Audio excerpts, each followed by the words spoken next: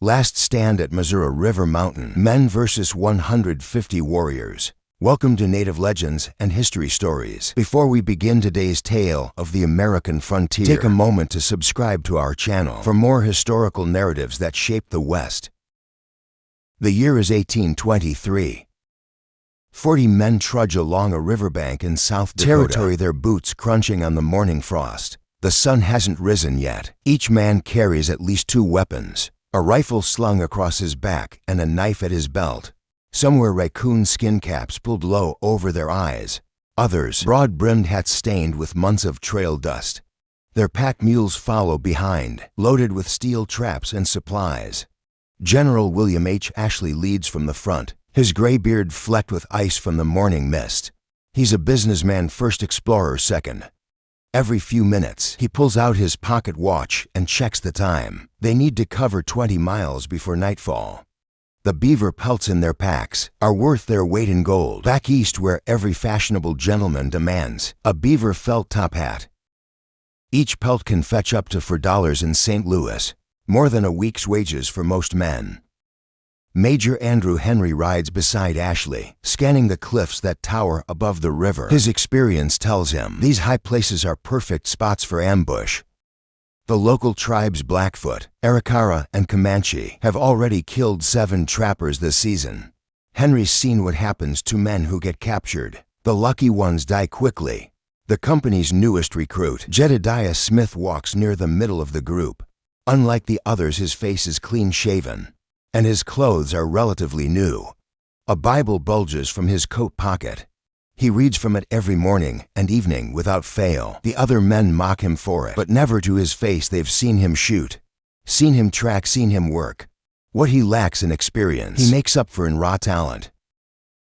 Hugh Glass brings up the rear, leading to horses loaded with metal traps. Each trap weighs 15 pounds and has steel jaws strong enough to break a man's leg. Glass has been setting these traps for 3 years now. The process is simple but dangerous.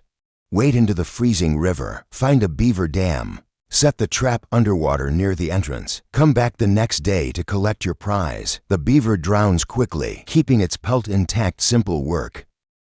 Until a grizzly finds you checking your traps, or a war party decides you've strayed too far into their hunting grounds. The company has already lost half their original beaver traps, some to theft, others abandoned during hasty retreats from hostile territory. Without traps, they can't catch beaver. Without beaver, they don't get paid. They need more supplies, but most urgently, they need horses. Horses mean mobility, and mobility means survival out here. Major Henry pulls his horse alongside Smith's. Jedediah, he says, voice low, I've got a job for you. He explains the situation. They need to buy horses, and the nearest source is an Arikara village 2 days' ride south. The Arikara are known for their horse trading, but also for their unpredictable alliances. One day they'll trade peacefully. The next they'll attack without warning. Smith nods, already calculating the risks. He's only been with the company 6 months, but he's earned a reputation for good judgment. The men call him the quiet one, but they respect him when he speaks. They listen. Ride to Fort Ashley. Henry continues. Tell the general we need at least 20 horses. The Arikara are our best chance. He hands Smith a leather pouch heavy with trade goods, steel knives, brass buttons, colored beads. As luck would have it, though later they'd call it misfortune, Smith encounters General Ashley himself on the trail. Ashley is already riding north from his fort, having heard about possible trade opportunities with the Arikara. Together they make their way to the village, unaware that they're riding straight into one of the bloodiest chapters in frontier history. The Arikara tribe occupied the northern plains, farming the fertile soil while maintaining a fierce reputation in both trade and warfare. Recent encounters with white traders had left them wary and hostile. Despite this tension, they held one crucial advantage. Ashley's men carried guns and ammunition, resources the Arikara could rarely obtain elsewhere. This mutual need created an uneasy truce. The relationship between trappers wasn't always hostile. Over 50 fur companies across the territory employed hundreds of native people as translators, trackers, and trappers. Trade routes stretched to 1,000 miles from New York to Oregon by 1823. These commercial networks had existed for over 100 years, with tribes trading and warring among themselves long before Europeans arrived. The Spanish, French, English, Canadians, and Americans simply joined this existing web of alliances and conflicts. After initial negotiations, both sides agreed to continue trading. The next day, Ashley divided his forces strategically. One group on land guarding supplies, and 2 boats anchored 30 yards offshore in the river. He took personal command of the boats while assigning Jedediah Smith to lead the land force of 25 men. The mountain men followed their usual evening routine. They cooked dinner over 3 separate campfires, cleaned their rifles and pistols, counted supplies, and prepared for tomorrow's trading. Each man carried 2 to 3 weapons, typically a rifle, pistol, and hunting knife. They had enough ammunition for 100 shots per man.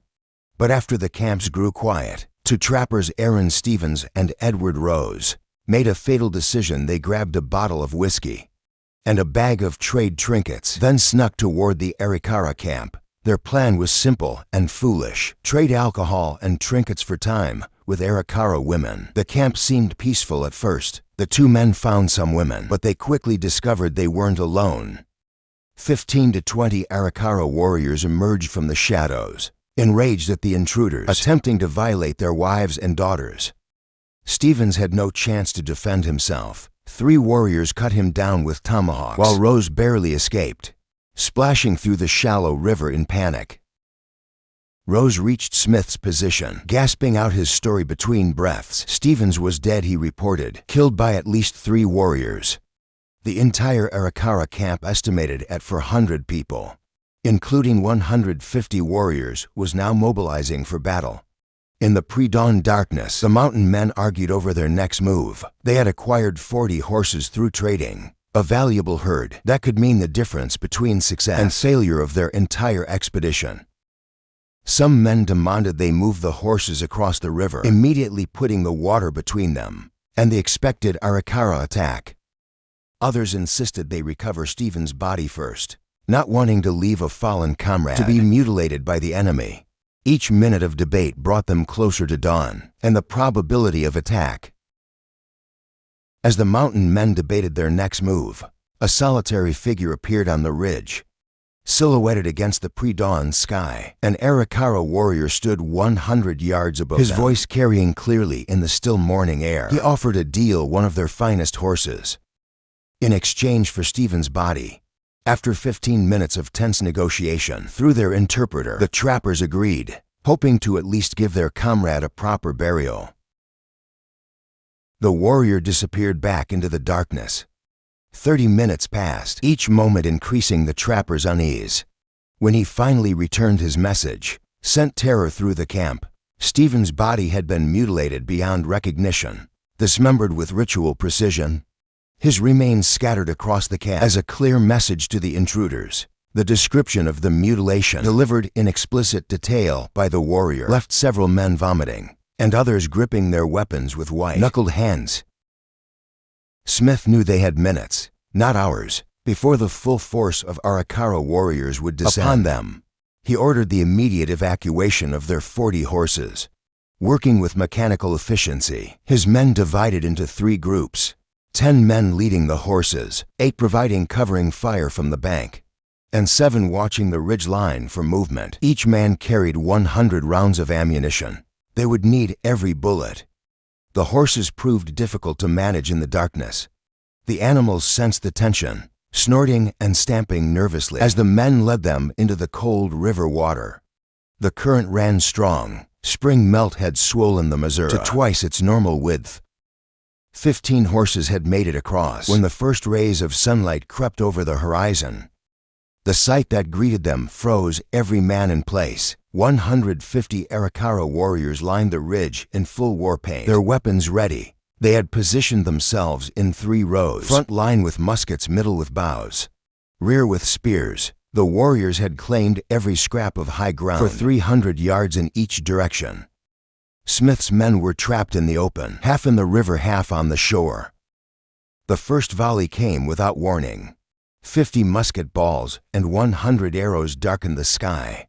12 horses fell instantly, their bodies thrashing in the shallow water. 3 men dropped in the first seconds, to dead before they hit the ground, one screaming with an arrow through his thigh. The water around them turned red. Ashley's men in the boats, 25 trappers split between two vessels, opened fire with their long rifles, but the angle was poor. Their shots kicked up dirt around the warriors, but caused few casualties. Then disaster struck. Ashley's boat hit a sandbar 50 yards from shore, stranding them in the middle of the river. The second boat's crew panicked, cutting their anchor line and beginning to drift downstream. Smith demonstrated why he would later become a legend. Standing in waist-deep water, he organized the survivors into a fighting retreat. They used the dead horses as barricades, leapfrogging from one bloody shelter to the next. Each man fired and reloaded with precision. They couldn't afford to waste shots, for more men fell during this retreat. But Smith's tactics prevented a complete massacre. Ashley's boat finally worked free of the sandbar, maneuvering closer to shore. The distance between safety and death was just 30 yards, but it might as well have been 30 miles. The surviving trappers faced a terrible choice: stay behind cover and die slowly as ammunition ran out, or make a desperate swim for the boats. Smith gave the order to run. 15 men burst from cover simultaneously, hitting the water at full sprint. The Arikara unleashed everything they had. 6 men vanished beneath the surface, struck by bullets or arrows. 3 more were swept downstream by the powerful current, their screams fading into the distance. Of the 25 men in Smith's original shore party, only 6 reached the boats alive. Hugh, Glass, and Smith were among the last to make it aboard. They immediately took up firing positions, providing covering fire as Ashley's boats retreated downstream. The Arikara maintained their barrage for 2 miles downriver before finally falling behind. When the shooting stopped, the survivors took stock: 19 men dead or missing, 40 horses lost, and enough ammunition spent to have lasted the entire 6-month expedition. For many of the survivors, this marked the end of their fur-trapping careers. The horror of watching comrades die in the freezing water, the sound of arrows thudding into flesh,